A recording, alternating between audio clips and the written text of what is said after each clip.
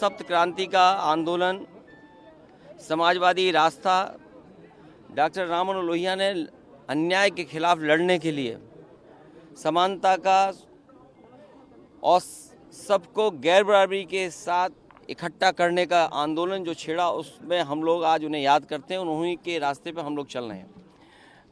जहां सप्त क्रांति का उन्होंने हम लोगों को सिद्धांत दिया, वहीं आज के परिप्रेक्ष्य में अगर हम देखें तो कभी उन्होंने दाम बांधो नीति का भी समाजवादियों को चलने का आह्वान किया था।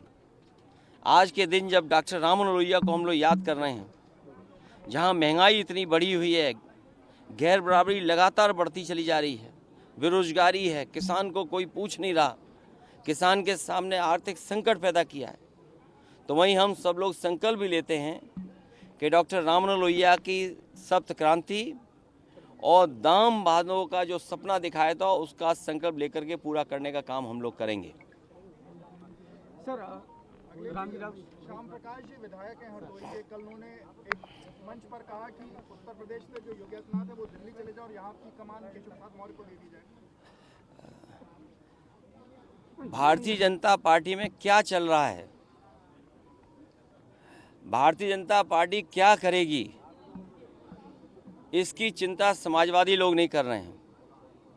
समाजवादी लोग इस बात के लिए तैयार हो रहे हैं कि भारतीय जनता पार्टी की जो नाकामी है वो जनता तक पहुंचाएं।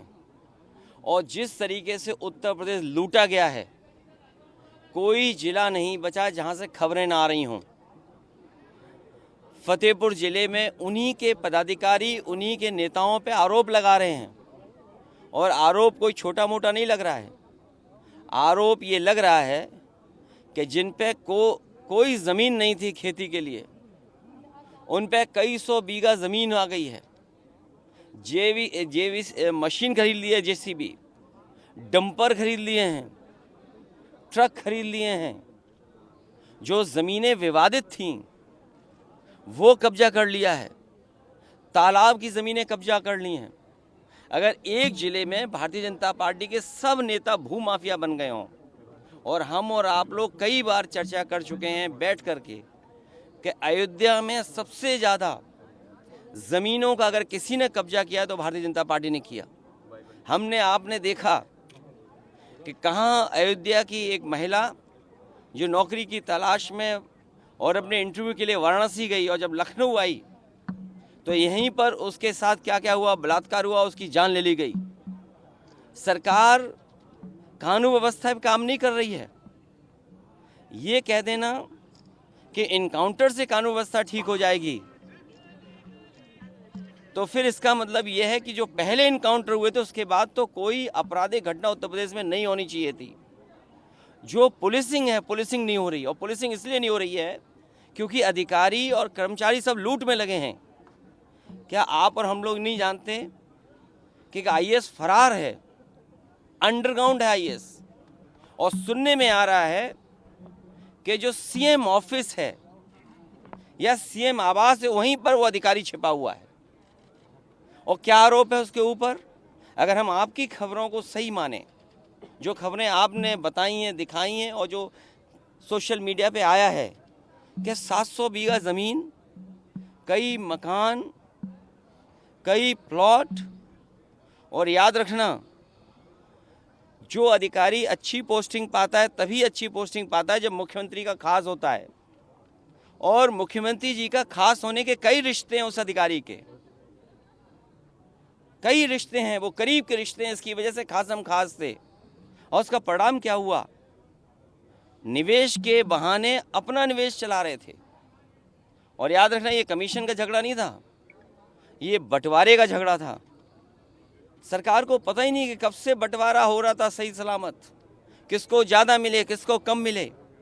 और लखनऊ में केवल एक अधिकारी नहीं, भारतीय जनता पार्टी के चुने हुए लोग, आप जानकारी कर लें, मोहनलालगंज तहसील, सरोजनी नगर तहसील, हमारे नेता भी होंगे यहाँ पर मौजूद, उन तहसीलों के सबसे ज़्यादा ज़मीनें भारतीय जनता पार्टी के नेताओं ने कब्जा किए और भू माफिया बनकर के आए हैं। वो भारतीय जनता पार्टी के सेवक लोग नहीं हैं, वो भूमाफिया हैं।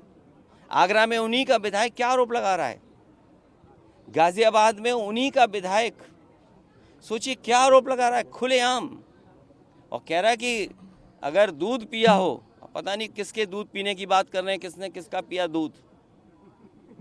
सोचिए आप, ये हालत उत्तर प्रदेश की। और अधिकारी सरकार मिलकर के जनता को लूट रही है। रात ही में अयोध्या का मुझे जानकारी मिली कि एसडीएम शिवम यादव पे लगातार दबाव बना रहा था, लगातार एसडीएम गाली गलौज कर रहा था, और दबाव इस बात का बना रहा कि पैसे दो उसको, पैसे नहीं दोगे तो तुम्हारे पे कार्रवाई हो जाएगी। और सुनने में आ रहा है कि उस एसडीएम ने इतना परेशान किया कि उसके बाल तक कटवा दिए सर के, और अब उसकी जान चली गई है। कौन है इसके लिए दोषी? ये सरकार में बैठे हुए लोग करप्ट हैं, जो जीरो टॉलरेंस की बात कर रहे थे करप्शन के लिए, लॉ एंड ऑर्डर के लिए। ये एग्जाम्पल कम है, ये एग्जाम्पल कम है क्या? कांग्रेस पार्टी के सांसद है बाराबंकी से तनुज पुनिया, उन्होंने कहा कि 2027 में समाजवादी पार्टी के साथ बसपा भी अगर साथ आ जाएगी तो चीजें और बेहतर हो जाएंगी, ऐसा कांग्रेस पार्टी मानती है। ये जो मुख्यमंत्री योगी जी हैं, ये कपड़े पहनने से योगी नहीं हो सकते। कोई भी कपड़ा पहन ले, हम सब कपड़े पहन ले, आप पहन ले कपड़े। वो जो लाइन से हमारा पत्रकार साथी हटा रहा है, ये बताइए आईएएस गायब है, वो पूछिए ना आप। मैं अपने पत्रकार साथी से कह रहा हूँ कि बाराबंकी तक चले गए। इसी लोहिया पार्क में एक चोरी का दरवाज़ा है जहाँ से आईएएस लोग वॉक करने यहाँ आते हैं। आप पूछिए कि वो आईएएस कहाँ है जो जिस पर आरोप लगा है इतने कमीशन लेने का। और आपको तो ये पूछना चाहिए कि करप्शन कितना बड़ा था। आप क्यों नहीं पूछते हो? आप पूछिए आईएएस का नाम लीजिए और ये कहिए, अगर सवाल ना आता हो तो सवाल हम करें आपसे, और वो सवाल आप मुझसे करो। मैं कहता हूं कि आप ये कहिए कि भारतीय जनता पार्टी की ज़ीरो टॉलरेंस की जो पॉलिसी थी, आखिरकार एक आईएएस पकड़ने के बाद वो ज़ीरो टॉलरेंस पॉलिसी कहाँ है? मैं चाहता हूं कि आप ये सवाल मुझसे पूछो। सर राम जी, मैं आपसे चाहता हूं ये सवाल पूछो आप। 2 दिन पहले एक आईएएस के ऊपर कार्रवाई हुई, उस कार्रवाई पर आप क्या कहेंगे? देखिए पत्रकार साथी, बिको मत, कार्रवाई नहीं हुई है, ये कार्रवाई नहीं हुई है। आप सवाल ये पूछिए कि जिस आईएएस ने कमीशन लिया वो कमीशन कहाँ तक जाता था, और उसके साथ साथ एक बात और पूछिए, आपके बगल के प्रदेश में 50 करोड़ रुपया पकड़ा गया था किसी के यहाँ।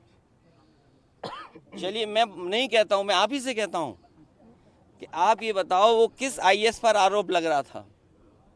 मैं आपको 1000 रुपये इनाम दूंगा सर वो रुपया कहाँ तक जाता है जो आप कह रहे हैं? अगर हमारा पत्रकार साथी ये जिस पे आरोप लग रहा था, मैं नहीं कहता हूँ, मैं आपकी बात कह रहा हूँ ना, कि भाई वो पकड़ा गया, उस पर जांच हो गई, तो मैं आपसे कहता हूँ हम सब समाजवादी लोग मिलकर के इस पत्रकार साथियों को 1000 रुपये इनाम देंगे सब लोग।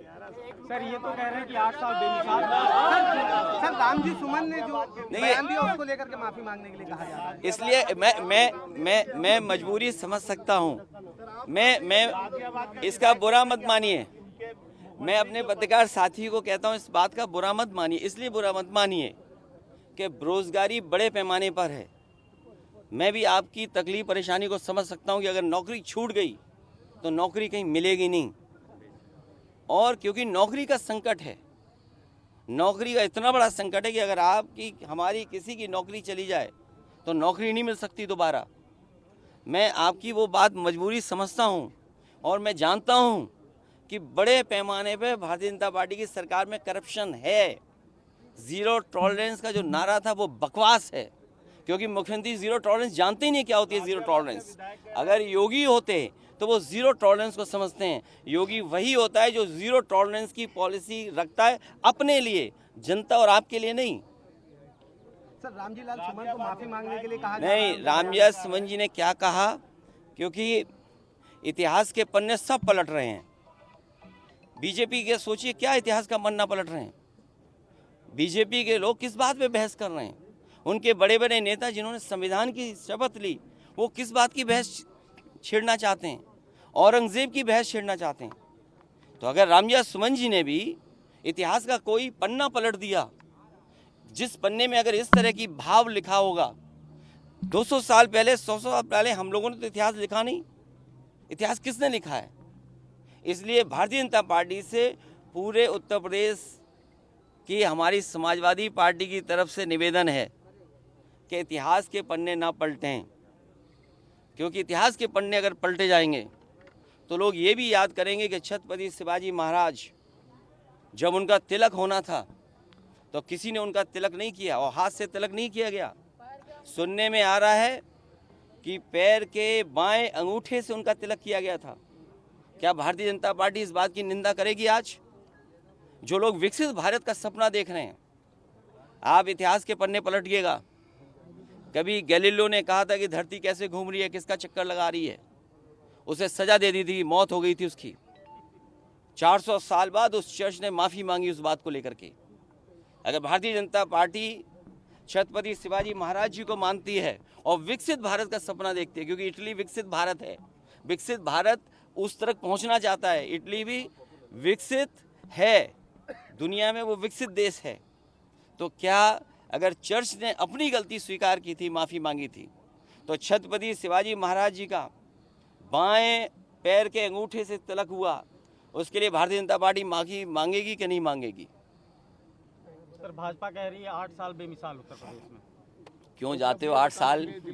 क्यों 8 साल जाते? एक हफ्ते का हिसाब किताब देख लो बीजेपी का। विधायक के कपड़े फाड़ दिए, विधायक के पुलिस ने कपड़े फाड़ दिए, और पुलिस और कमिश्नर को क्या कहा विधायक ने कि अगर दूध पिया हो तो आ जाओ, छू के दिखा दो। यही तो कहा ना विधायक ने। विधायक ने क्या कहा? विधायक ने ये कहा कि अगर कमिश्नर ने दूध पिया हो तो बता दो, सामने सीने पे गोली मार के दिखा दो। एक विधायक ने क्या कहा आगरा के, क्या भ्रष्टाचार है। फतेहपुर में बीजेपी का नेता बीजेपी पे आरोप लगा रहा है कि इन पे कई 100 बीघा जमीन है, डंपर है, और मुख्यमंत्री, सोचो एक हफ्ते की परिस्थितियां देखिए आप क्या होती हैं कि मुख्यमंत्री के अपने खासम खास अधिकारी के खिलाफ FIR और जांच का आदेश देना पड़ा। तो अगर एक अधिकारी करप्ट है तो सोचो कितने अधिकारी करप्ट होंगे। जितने अधिकारी मुख्य स्थान पर बैठे हैं उनके बारे में मुझसे बेहतर आप लोग जानते हो। आपने बताया सर, वो करप्शन का पैसा कहाँ तक जाता था? सब पे बंटता होगा, बंटने का झगड़ा सुनने में आ रहा है। बताया आरोप चीफ सेक्रेटरी तक लगाया है। नहीं तो चीफ सेक्रेटरी कैसे बच जाएंगे? सब जानते हैं कि चीफ सेक्रेटरी भी उसमें शामिल रहे होंगे। और अब क्या करेंगे कि समाजवादी पार्टी के लोगों को पकड़ो, नेताओं को पकड़ो, मीडिया के सामने से उनके घर में झांको।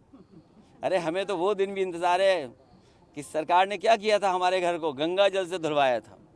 याद है ना? याद है। आप भी पत्रकार लोग थे, किसी के फोन पे गए थे सुबह घर में, क्योंकि आपको भी जाना है। ऐसा है ना, जब हमारे गए हो तो क्या कितना समय बचा है? जनता इनसे सवाल करेगी, किसान का, नौजवान का, महंगाई का, बेरोजगारी का, और जो अन्याय कर रहे हो आप उसका, जो भेदभाव किया है आपने, जिस तरीके से बर्बाद कर दी इंस्टीट्यूशंस आपने, आप पे किसी पर भरोसा नहीं है। किसी पर भरोसा हो तो बता दो। आज हम क्रेडिबिलिटी किस किस की नहीं ख़त्म हुई।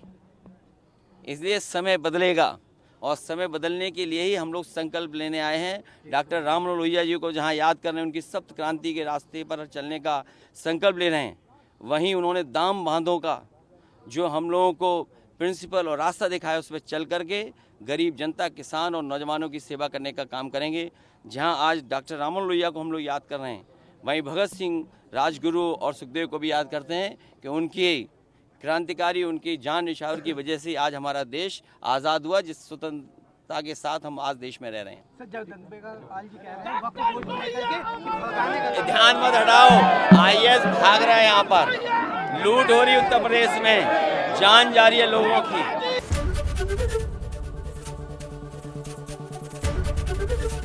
ABP गंगा, खबर आपकी, जुबान आपकी।